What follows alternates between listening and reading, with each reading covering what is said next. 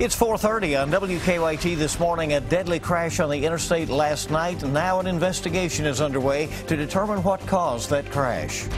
A memorial for a Rowan County man killed last month is set for later this week. And state legislators say they plan to introduce a heroin bill into the Kentucky State House later today. Tracking, alerting, protecting. This is WKYT This Morning. Good Monday morning. Hope you had a nice weekend. Welcome to WKYT News. I'm Bill Bryant. And I'm Rebecca Smith. Welcome in. Hope you're having a great start to your Monday. And let's see now what's happening in the weather department with Micah.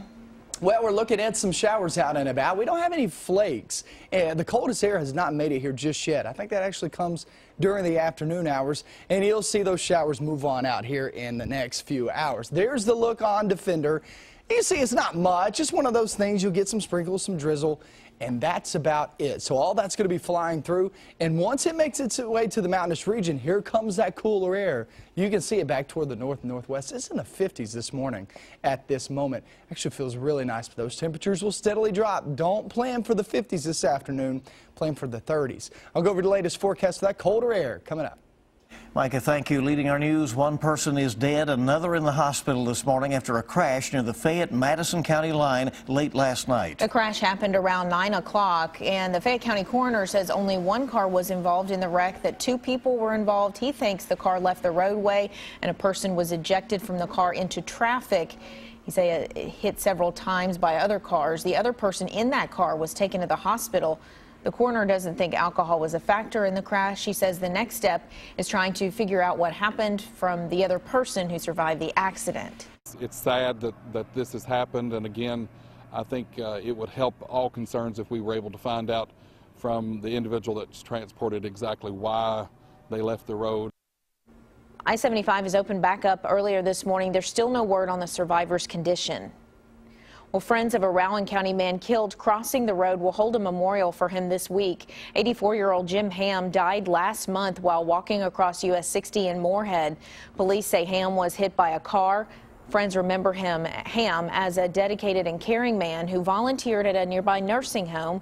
The memorial will be Wednesday at 2 at the Life Care Center in Moorhead. A death investigation continues today after a man fell off of a cliff at Red River Gorge. Rescue teams from multiple counties worked overnight Saturday to recover a Cincinnati man's body after they were called to Chimney Top Rock in Wolfe County. The crews say the man was camping in the area with about 25 other people. Rescuers who are familiar with the area where the man fell say they rarely arrive at that spot in time to save people who fall. We've not had any survivors since I've been on the team that have fallen in that area just because the cliff is so high. But you know, previous incidents that have occurred there, it's my understanding there's only been one survivor and multiple fatalities. Rescuers have not said why the man fell. They do believe alcohol may have been a contributing factor. The coroner is not releasing the man's name at this time at the request of his family. And a college student is recovering this morning after falling off a cliff Sunday night. A group of college students were hiking in the Daniel Boone National Forest in Rowan County when responders say the victim fell 60 to 80 feet and then another 20 feet into a ravine. Despite being about a mile and a half away from the closest roadway, rescuers were able to locate the hiker and airlift him to UK Hospital with serious injuries. New this morning, we have a bizarre story out of Louisville that happened overnight. 3 juveniles are behind bars after police say they shot at officers and tried to escape in a stolen car. Police say they were going to help out with a medical emergency when they surprised 3 people they say committed a robbery nearby earlier. They say the 3 then started to fire. None of the officers were actually hit. The suspects took off in a stolen car, crashed it, and then tried to run away. Police arrested all 3 after a short chase. Lexington police say they need your help looking for a shooting suspect. Responders were called out to the Diamonds Gentlemen's Club at 2 o'clock Sunday morning.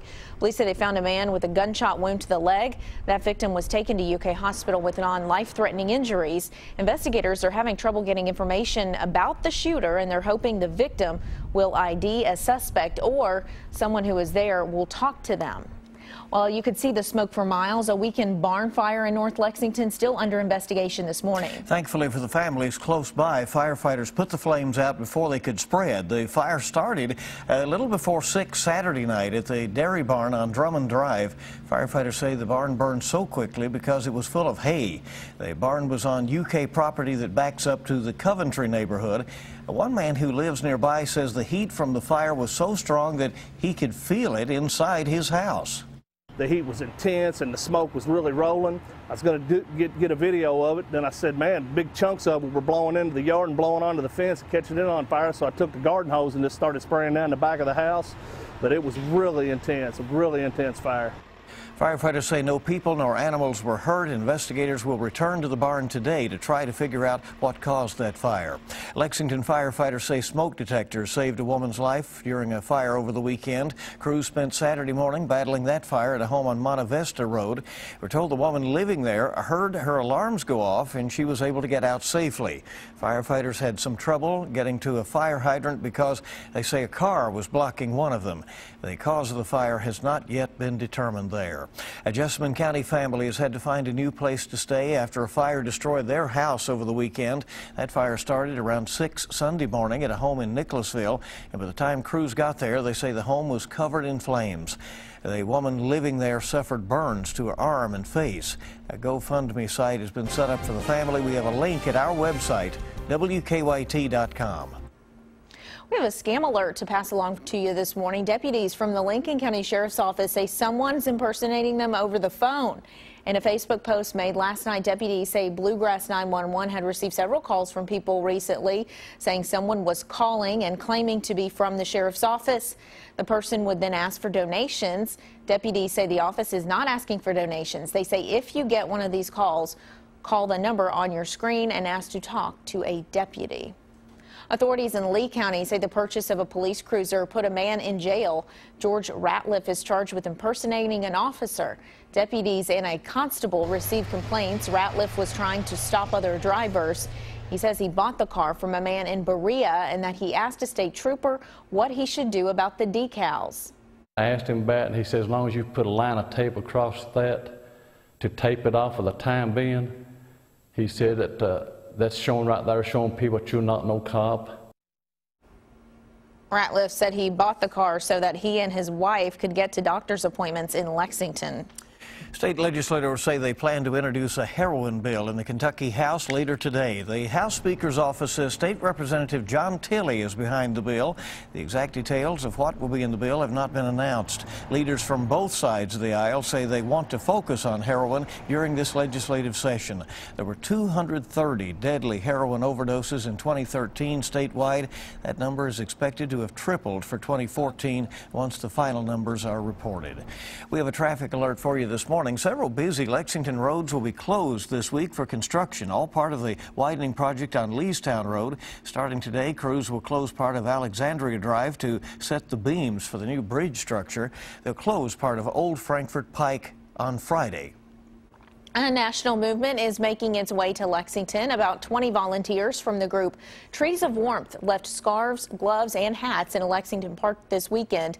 The group worked to collect donations and then covered trees with them in Phoenix and Woodland parks. Random scarves scattered throughout the trees is something you see in the movies, not in real life. Knowing that some groups care a lot about these people in Lexington, that moved me, honestly. Thanks to donations from the community, the organization collected about 200 items for the homeless and low-income families. Well, Valentine's Day is now less than a week away, and florists across the Commonwealth already starting to fill orders. The owner of All Things Divine in Georgetown has received more than 100 Valentine's Day orders and expects that to double this week. I think when a gentleman gives his flowers to his lady, he likes for other people to know he's made that gesture. So they're going to work or somewhere where other people will get to see them. She's right about that. The most popular order at All Things Divine is an arrangement of red roses with a box of chocolates.